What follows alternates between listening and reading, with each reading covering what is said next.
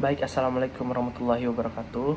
Perkenalkan, nama saya Mahendra Kirana MB dengan NIM H07221058 dari Prodi Sistem Informasi Transformasi Digital B. Nah, di sini saya akan menjelaskan tentang transformasi digital di bidang psikologi. Nah, dalam era digital yang terus berkembang pesat, akses informasi dan edukasi mengenai psikologi telah mengalami transformasi yang signifikan. Sebelumnya, informasi tentang psikologi hanya dapat diperoleh melalui buku, jurnal, dan seminar terbatas. Namun, dengan munculnya internet, akses terhadap informasi tersebut menjadi lebih mudah dan luas. Situs web, blog, platform media sosial, dan forum daring menyediakan sumber daya yang melimpah tentang berbagai aspek psikologi, mulai dari artikel ilmiah hingga pengalaman pribadi. Dampak positif dari ketersediaan informasi yang lebih luas adalah meningkatnya kesempatan bagi masyarakat umum untuk memperoleh pengetahuan yang lebih baik tentang kesehatan mental, perkembangan manusia, dan hubungan interpersonal. Hal ini memungkinkan individu untuk lebih memahami diri sendiri dan orang lain, serta menemukan solusi untuk mengatasi masalah psikologis yang mereka hadapi. Namun, di balik kemudahan akses tersebut, terdapat risiko terhadap informasi yang tidak akurat atau tidak terverifikasi, yang dapat membingungkan atau bahkan merugikan individu yang mencarinya. Oleh karena itu, penting bagi pengguna internet untuk mengembangkan keterampilan kritis dalam menilai keandalan sumber informasi psikologi yang mereka temui secara online. Selain itu, transformasi digital juga telah mengubah pendekatan dalam pembelajaran dan edukasi di bidang psikologi. Tradisionalnya, pembelajaran psikologi terutama terjadi di dalam kelas melalui kuliah, diskusi, dan praktikum. Namun, dengan kemajuan teknologi, pendekatan ini telah berubah secara signifikan. Sekarang, banyak institusi pendidik yang menawarkan kursus psikologi secara online, baik dalam format sepenuhnya daring maupun kombinasi pembelajaran daring dan tatap muka. Ini memberikan fleksibilitas yang lebih besar bagi para pelajar untuk mengakses materi, berinteraksi dengan instruktur, dan berpartisipasi dalam diskusi tanpa terbatas oleh batasan geografis dan waktu. Di samping itu, teknologi juga telah memungkinkan pengembangan berbagai alat pembelajaran digital seperti video pembelajaran, simulasi, dan permainan edukatif, yang dapat meningkatkan keterlibatan dan pemahaman siswa terhadap materi psikologi. Penggunaan platform media sosial dan forum daring juga memungkinkan diskusi dan kolaborasi antara siswa dan pengajar di luar lingkungan kelas. Selanjutnya, berkembangnya teknologi juga telah memberikan dampak signifikan dalam bidang kesehatan mental melalui konseling dan terapi daring. Layanan ini memungkinkan individu untuk menerima dukungan psikologis dan emosional melalui platform digital, seperti aplikasi perpesanan, panggilan video, atau sesi terjadwal secara daring. Selanjutnya, akses informasi dan edukasi. Pengaruh internet terhadap akses informasi tentang psikologi. Sebelum era digital, akses informasi tentang psikologis terbatas pada buku, jurnal, dan seminar. Namun, dengan munculnya internet, informasi tentang psikologi menjadi lebih mudah diakses oleh orang-orang di seluruh dunia. Situs web, blog, platform media sosial, dan forum daring menyediakan sumber daya yang berlimpah tentang topik-topik psikologi, mulai dari artikel ilmiah hingga cerita pengalaman pribadi. Dampak positif dari akses yang lebih mudah ini adalah bahwa masyarakat umum memiliki kesempatan untuk memperoleh pengetahuan yang lebih baik tentang aspek-aspek psikologi, seperti kesehatan mental, perkembangan manusia, dan hubungan interpersonal. Ini memungkinkan individu untuk memahami diri mereka sendiri dan orang lain dengan lebih baik, serta memperoleh wawasan tentang cara-cara untuk mengatasi masalah psikologis. Namun, tidak semua informasi yang tersedia online dapat dianggap akurat atau berkualitas tinggi. Ada risiko informasi yang salah atau tidak terverifikasi yang dapat membingungkan atau bahkan merugikan individu yang mencarinya. Oleh karena itu, penting bagi pengguna internet untuk mengembangkan keterampilan kritis dalam menilai keandalan sumber informasi psikologis yang mereka temui secara online. Perubahan dalam pendekatan pembelajaran dan edukasi. Transformasi digital juga telah mengubah cara pendidikan dan pembelajaran dalam bidang psikologi. Tradisionalnya, pembelajaran psikologi terutama terjadi di dalam kelas melalui kuliah, diskusi, dan praktikum. Namun dengan kemajuan teknologi, pendekatan ini telah berubah secara signifikan. Sekarang banyak institusi pendidikan yang menawarkan kursus psikologi secara online, baik dalam format yang sepenuhnya daring atau melalui kombinasi pembelajaran daring dan tatap muka. Ini memberikan fleksibilitas yang lebih besar. Nah, bagi para pelajar untuk mengakses materi dan berinteraksi dengan instruktur dan berpartisipasi dalam diskusi tanpa terbatas oleh batasan geografi atau waktu. Selain itu, teknologi juga telah memungkinkan pengembangan berbagai alat pembelajaran digital seperti video pembelajaran, simulasi, dan pembelajaran edukatif yang dapat meningkatkan keterlibatan dan pemahaman siswa terhadap materi psikologi. Penggunaan platform media sosial dan forum daring juga memungkinkan diskusi dan kolaborasi antara siswa dan pengajar di luar lingkungan kelas. Nah, selanjutnya itu ada konseling dan terapi online. Nah, konseling dan terapi online adalah bentuk layanan kesehatan mental di mana individu dapat menerima dukungan psikologis dan emosional melalui platform digital, seperti aplikasi perpesanan, panggilan video, atau sesi terjadwal secara daring. Layanan ini mirip dengan konseling atau terapi tradisional, tetapi dilakukan melalui komunikasi jarak jauh. Nah, adapun keuntungan dan tantangan menggunakan layanan ini, yang pertama itu ada keuntungan, aksesibilitasnya, individu dapat mengakses layanan konseling dan terapi dari mana saja tanpa perlu menghadiri sesi langsung. Yang kedua ada kenyamanan, pasien dapat mengambil sesi konseling dari kenyamanan rumah mereka sendiri, yang dapat mengurangi stres dan kecemasan terkait perjalanan atau kehadiran langsung. Yang ketiga ada privacy. Beberapa orang mungkin merasa lebih nyaman berbicara tentang masalah pribadi mereka melalui komunikasi daring, karena lebih terasa pribadi dan tersembunyi dari pandangan orang lain. Dan yang keempat, ada pilihan yang lebih banyak. Dengan adanya platform konseling online, individu memiliki lebih banyak pilihan dalam memilih konselor atau terapis yang sesuai dengan kebutuhan mereka, karena tidak terbatas oleh lokasi geografis. Nah, adapun tantangannya, yang pertama itu koneksi internet. Nah, layanan konseling online memerlukan koneksi internet yang stabil. Tidak semua orang memiliki akses yang mudah atau handal ke internet. Terus yang kedua ada kualitas komunikasi, di mana komunikasi melalui layanan online mungkin kurang jelas atau terputus-putus dibandingkan dengan komunikasi langsung, yang dapat mempengaruhi kualitas pengalaman konseling. Dan yang ketiga ada keamanan dan privasi data. Penting untuk memastikan bahwa platform konseling online aman dan menjaga privasi informasi pasien dengan benar. Dan yang keempat, ada keterbatasan interaksi fisik. Beberapa jenis terapi seperti terapi seni atau terapi kelompok mungkin sulit untuk diimplementasikan secara online karena keterbatasan interaksi fisik. Contoh platform online konseling yang populer.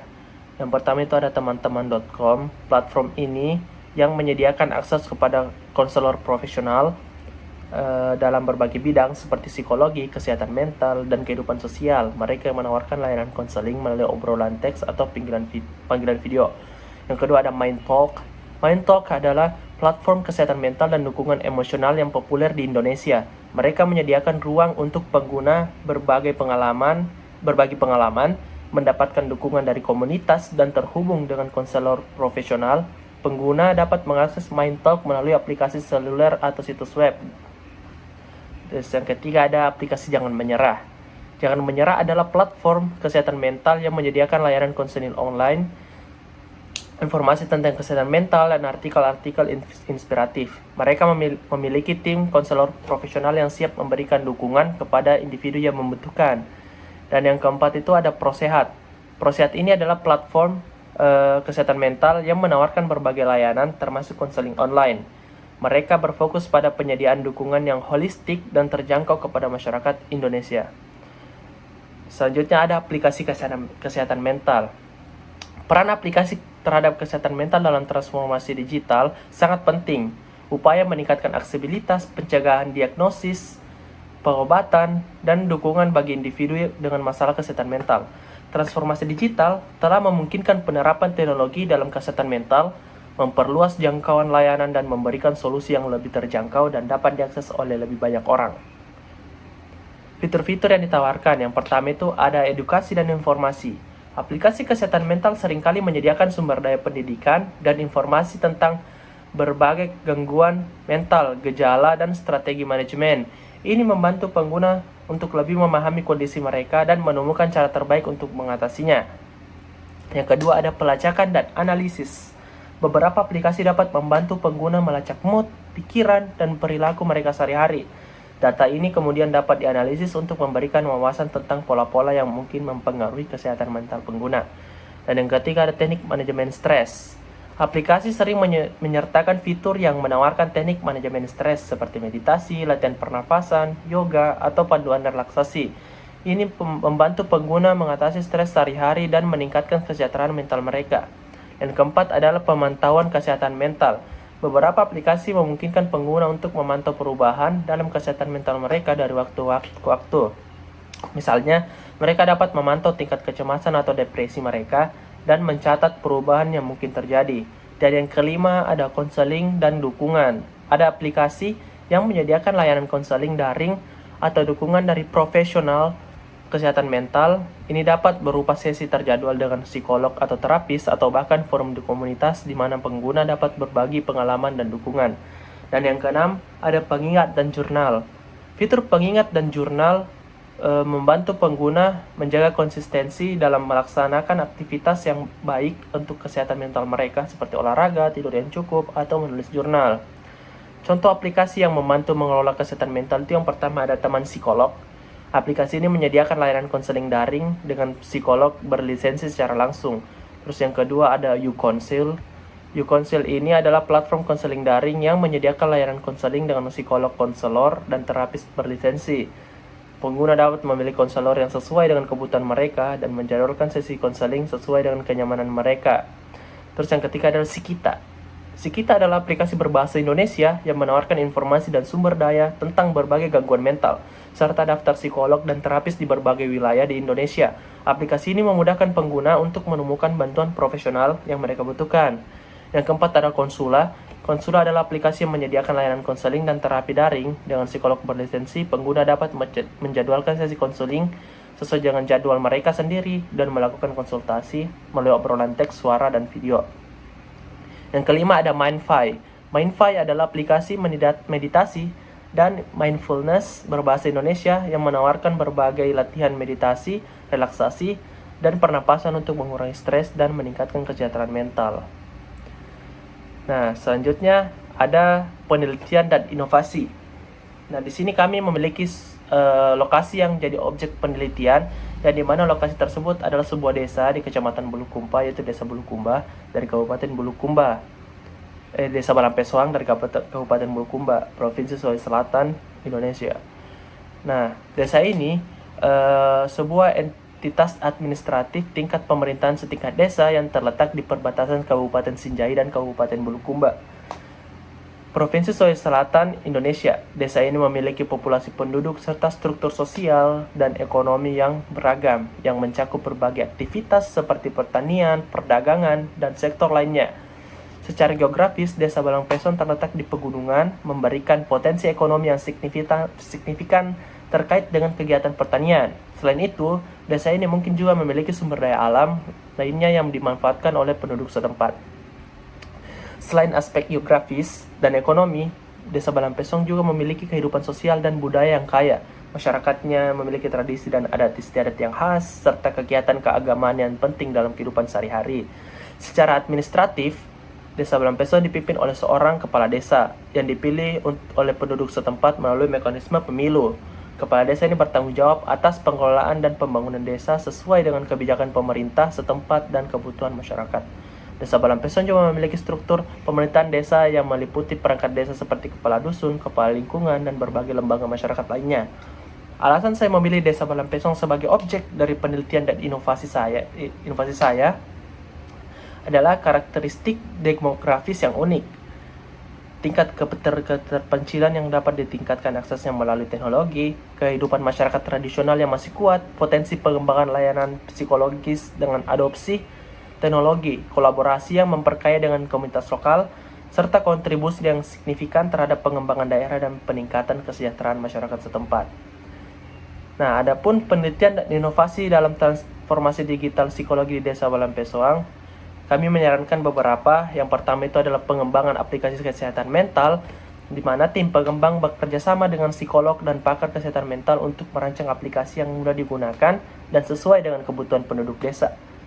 Aplikasi ini dapat diunduh secara gratis melalui toko aplikasi smartphone yang biasanya App Store atau Play Store.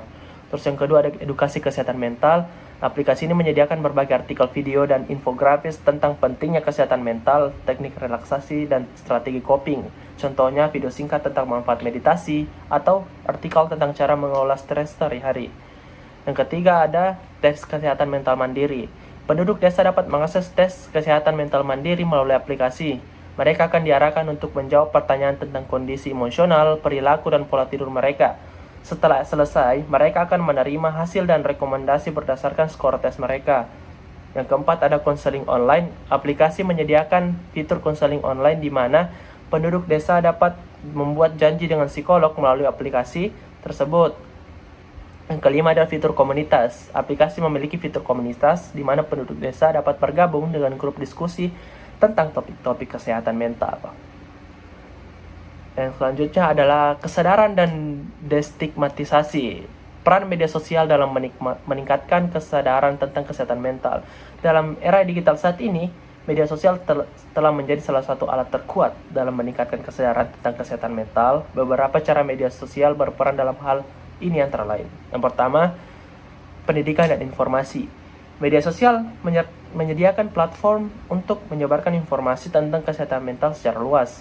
Organisasi, lembaga kesehatan, dan individu dapat membagikan artikel, infografis, dan video pendek yang memberikan pemahaman tentang berbagai masalah kesehatan mental, gejala, serta penanganannya. Yang kedua, menghubungkan individu. Media sosial memungkinkan individu yang memiliki pengalaman serupa dalam menghadapi masalah kesehatan mental untuk saling terhubung. Hal ini dapat memberikan dukungan emosional, pertukaran pengalaman, dan saran praktis yang sangat bermanfaat bagi individu yang mungkin merasa terisolasi atau tidak dipahami. Yang ketiga, pemecahan stigma. Dengan membagikan kisah-kisah pribadi, pengalaman, dan perjuangan dengan kesehatan mental, media sosial dapat membantu memecahkan stigma yang melekat pada masalah tersebut. Ketika orang-orang dengan profil yang beragam berbagi pengalaman mereka, hal ini membantu menggambarkan bahwa kesehatan mental adalah hal yang wajar dan dapat dialami siapa saja. Selanjutnya, pentingnya pembicaraan terbuka tentang masalah psikologis. Pembicaraan terbuka tentang masalah psikologis memiliki beberapa manfaat signifikan. Yang pertama, mengurangi stigma. Ketika masalah psikologis dibicarakan secara terbuka, stigma yang melekat pada kondisi tersebut dapat berkurang. Orang-orang menjadi lebih sadar bahwa masalah psikologis adalah hal yang umum dan dapat dialami oleh siapa saja. Yang kedua, ada meningkatkan kesadaran. Dalam berbicara terbuka, masyarakat menjadi lebih sadar akan berbagai masalah psikologis yang mungkin mereka atau orang terdekatnya alami. Ini dapat mendorong individu untuk mencari bantuan dan dukungan ketika diperlukan. Yang ketiga, membantu atau membangun dukungan sosial. Pembicaraan terbuka menciptakan lingkungan di mana individu merasa lebih nyaman untuk mencari dukungan dari teman, keluarga, dan profesional kesehatan mental. Ini penting dalam proses penyembuhan dan pemulihan. Selanjutnya ada etika dan privasi. Etika adalah panduan, nilai, dan prinsip yang memandu perilaku individu atau kelompok dalam interaksi sosial, profesional, dan moral. Membantu mereka memutuskan antara benar dan salah, baik dan buruk, serta menjalankan tanggung jawab mereka terhadap orang lain, lingkungan, masyarakat secara umum. Lalu, privasi ialah hak individu mengacu pada kontrol atas informasi pribadi mereka, memungkinkan mereka menentukan kapan, bagaimana, dan kepada siapa informasi tersebut diungkapkan, melindungi kebebasan, keamanan, dan memberikan rasa aman dalam berbagai aspek kehidupan, baik pribadi maupun profesional. Tantangan etika yang sering muncul seiring transformasi digital. Yang pertama itu, transformasi digital telah membawa tantangan etika yang signifikan. Beberapa tantangan yang muncul seiring transformasi digital antara lain. Yang pertama itu ethical AI, pengembangan AI yang benar, transparan, dan aman. Yang kedua, digital privacy, pengelolaan data pribadi yang benar, transparan, dan aman. Yang ketiga, ethical use of data, penggunaan data yang benar, transparan, dan aman. Dan yang keempat, ada ethical conduct in the digital world, perilaku etis dalam lingkungan digital. Ethical AI melibatkan pengembangan dan penerapan kecerdasan buatan AI dengan memperhatikan prinsip-prinsip etika. Hal ini mencakup aspek seperti memastikan keadilan, meminimalkan bias, dan mempertimbangkan dampak sosial dari penggunaan AI. Selain itu, transparansi dalam pengembangan AI sangat penting agar pengguna dapat memahami bagaimana AI bekerja dan mengambil keputusan diambil. Keamanan juga menjadi fokus utama dengan memastikan bahwa sistem AI terlindungi dari serangan atau penyalahgunaan yang dapat mengancam privasi dan keamanan data. Yang kedua, digital privacy merupakan upaya untuk mengelola informasi pribadi secara benar, transparan, dan aman dalam lingkungan digital. Ini mencakup kebijakan dan praktik yang menghormati hak privasi individu, termasuk pengumpulan, penggunaan, dan penyimpanan data pribadi dengan pertimbangan etika dan kepatuhan terhadap peraturan privasi yang berlaku. Selain itu, transparansi dalam pengelolaan data pribadi sangat penting untuk memastikan bahwa individu memahami bagaimana data mereka digunakan dan memiliki kendali atas informasi pribadi mereka. Selanjutnya ada ethical use of data, melibatkan penggunaan data yang memperhatikan prinsip-prinsip etika dan nilai-nilai moral. Ini termasuk memastikan bahwa data yang digunakan secara bertanggung jawab dengan meminimalkan risiko penyalahgunaan, diskriminasi, atau pelanggaran privasi. Transparansi juga penting dalam penggunaan data sehingga individu memiliki pemahaman yang jelas tentang bagaimana data mereka digunakan dan untuk tujuan apa. Selanjutnya ada ethical conduct in the digital world, mencakup perilaku etis dalam interaksi dan aktivitas online. Ini melibatkan penggunaan internet dan platform digital dengan mempertimbangkan dampak sosial, moral, dan etis dari tindakan individu atau kelompok. Hal ini dapat mencakup penggunaan media sosial yang bertanggung jawab, menghindari penyebaran informasi palsu atau merugikan, serta menghormati privasi dan hak-hak orang lain dalam lingkungan digital. Dan yang terakhir, dan selanjutnya ada perlindungan privasi dalam penggunaan data psikologis. Penggunaan data psikologis dalam transformasi digital memerlukan perlindungan privasi. Beberapa tindakan yang dapat dilakukan untuk memastikan perlindungan privasi dalam penggunaan data psikologis antara lain. Yang pertama ada transparansi, atau menjelaskan keterangan yang jelas tentang penggunaan data psikologis.